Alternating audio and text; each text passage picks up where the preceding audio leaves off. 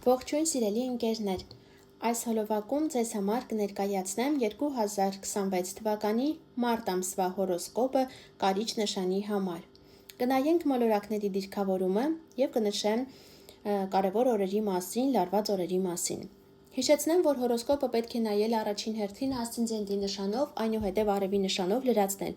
Շատ կարևոր է ասցենդենտի նշանը, եւ եթե դուք սկսեք նայել արդեն ասցենդենտի նշանով, կհասկանաք, թե ինչքան ճշգրիտ է ամեն ինչ համապատասխանում։ Ասցենդենտի նշանը իմանալու համար պետք է անպայման մարդ իմանա իր ծննդյան ճշգրիտ ժամը, քանի որ հենց ժամն է որոշում ասցենդենտի նշանը։ Եթե գիտեք եւ ցանկանում եք իմանալ ձեր ասցենդենտը, ապա կարող եք մեկնաբանություններում գրել, նշելով ձեր ծննդյան տվյալները, այսինքն ծննդյան օրը, ամիսը, տարին, քաղաքը եւ ծննդյան ճշգրիտ ժամը։ Սիրով ձեզ կպատասխանեմ։ Դե ինչ անցնենք հերթականությամբ ներկայացնեմ մոլորակների դիրքավորումը։ Արևը մինչև մարտի 20-ը կգտնվի ձկներ նշանում ձեր 5-րդ տանը, իսկ որտեղ արևն է, այնտեղ էներգիան է, այնտեղ կարծես մեր ֆոկուսը ուղղվում է դեպի այդ կողմը։ Իսկ 6-րդ տունը դա մեր աշխատանքն է, ներողություն 5-րդ տունը դա երեխաներն են, սպորտն է, ազարտային խաղերն են, այն ամենը, ինչը մեզ հաճույք է պատճառում, սիրավեպերն են, արվեստի ինչ-որ վայրերն են, եթե ցանկանում եք գնալ կինո, ինչ-որ հանդիպման, լավ ժամանակահատված է մինչև ամսի 20-ը։ Արևը ամսի 20-ից հետո կանցնի խոյ նշան, դա ձեր 6-րդ տունն է։ 6-րդ տունը իրենից ներկայացնում է աշխատանքը, ընտանի կենդանիները, առողջությունը, 3 կարևոր, իհարկե շատ ոլորտներ են մտնում, բայց սրանք ամենակարևորներն են։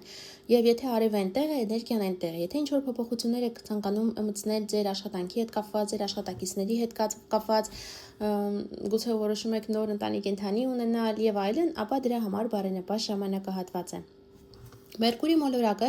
մինչև մարտի 20-ը կգտնվի ձկներ նշանում հետընթաց դիրքով, հետընթաց Մերկուրիի հետ կապված արդեն նյութը կա իմեջում, եթե ցանկանում եք կամ դեռևս չեք նայել, անպայման նայեք, այժմ չկրկնեմ, որպեսզի ժամանակը անիմաստ չօգտագործեմ։ Վեներա մոլորակը մինչև մարտի 6-ը կգտնվի ձկներ նշանում ձեր 5-րդ տանը, բերելով շատերին գուցե բերի նոր սիրահարվածություն, նոր սիրավեպ, կամ ոմանք իրենց ուղիընկերոջ հետ գնան ինչ-որ ռեստորան, կինո, նման հարցեր կարող են լինել, ինչպես նաև հաճելի անակնկալ, գուցե կամ ինչ-որ հաճելի նորություն լսեք կապված ձեր երեխաների հետ։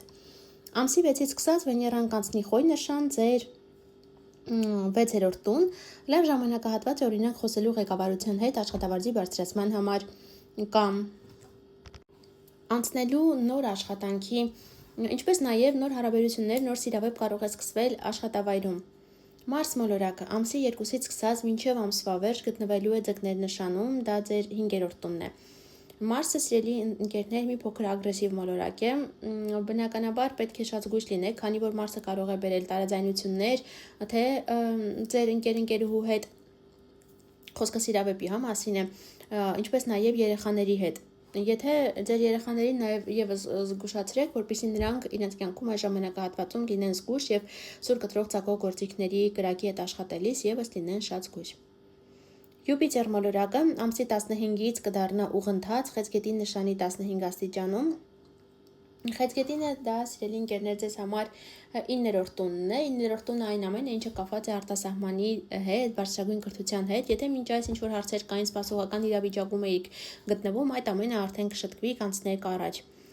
Ամսի 15-ից սկսած Խեցգետնին 15 աստիճանում է լինելու, այսինքն դրական ինչ-որ փոփոխություններ, միտումներ կնկատեն բոլոր այն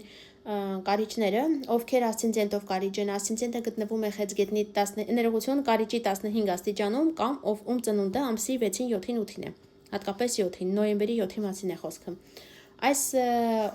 օրերի օրվա ծնվածները կարծում եմ, որ Յուպիտերի այդ փոփոխությունը առաջինը իրենք են զգալու։ Սատուրն մոլորակը խոյ նշանում է այս ամսում շարժվելով 1-ից 5 աստիճան, Սատուրնը խոյը ձեր 6-րդ տունն է, իսկ որտեղ Սատուրնը այնտեղ ավելի կարգու կանոն է մտցնում, ավելի խստացնում է ամեն ինչ, ինչպես նաև մի փոքր սեղմում է, այդպես Սատուրնը խոյ նշանում առաջիկա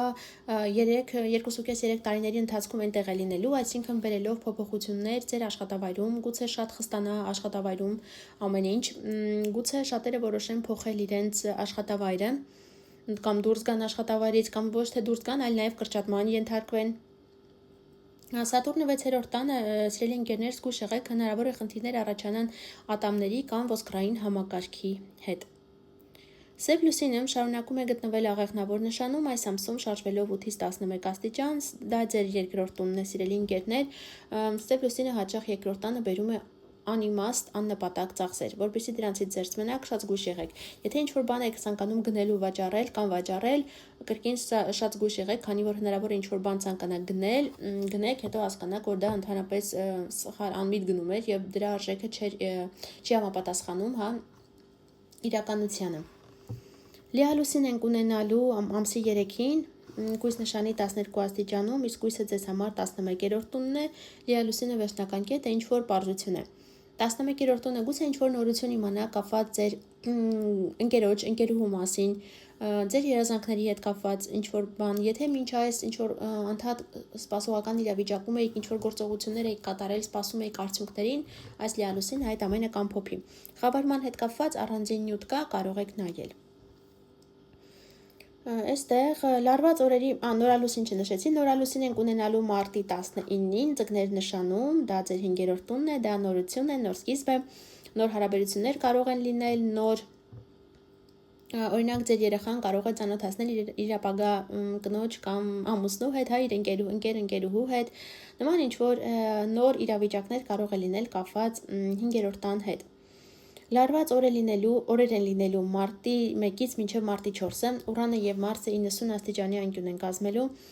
եղեք շատ զգույշ սիրելի ընկերներ, տանը, կենցաղում, հոսանքի հետ, հրդեհավտանգ իրավիճակներ կարող են լինել, պայթունավտանգ, հա, իրավիճակներ կարող են լինել, առհասարակ սուր կտրող ցակող գործիքների հետ եղեք շատ զգույշ, մեքենաների հետ զգույշ, եթե ինչ-որ տեխնիկայով եք աշխատում դրա հետ եւս եղեք շատ զգույշ, այնպես որ այս օրերը, եթե հնարավորություն կա ճանապարհ չգնալու, հատկապես ինքնաթիռով, մեքենայով եւս ցանկալի այս օրերին ուղղակի այսպես հանգիստ անցնել։ Լարված օր կլինի մարտի 13-ը, 3 օր առաջ հետո ամենակիչը իր ազդեցությունը կունենա, Մարսը եւ Սև լուսինն են 90 աստիճանի անկյուն կազմելու։ Քանի որ Սև լուսինը ձեր երկրորդ տանն է գտնվում, սիրելի ընկերներ, զգույշ եղեք, որպեսզի խաբեության զոհ չդառնաք։ Իսկ Մարսը ձեր 4-րդ տանն է գտնվում, հա, 4-րդ տունը դա անշարժ գույքն է, այն ամենը ինչ ընտանիքի հետ է կապված։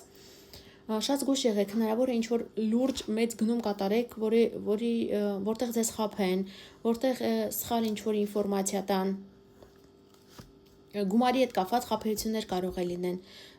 բանկային համակարգով ինչ-որ գումարներ ստանալ, ուղարկել, եղեք զգույշ, որպեսզի հետագայում խնդիրներ չառաջանան։ Այսքանը կապված մարտ ամսվա հետ, մի մոռացեք բաժանորդագրվել ալիքին, սեղմել զանգակի կոճակին, որ բաց չթողնեք գալիք ամիսների կանխատեսումները, իսկ մենք շուտով կհանդիպենք, ցտեսություն։